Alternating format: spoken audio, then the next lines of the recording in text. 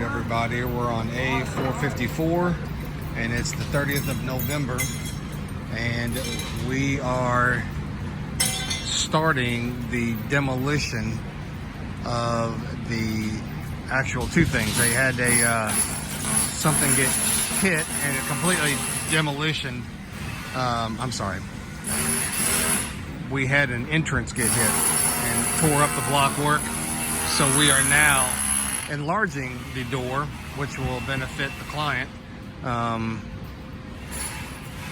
You can see that we put shoring up to hold up the weight of the wall opening itself. And then what we'll do is we will actually build back and remove sections of each beam until we can get it all broke down. So here's what we look like.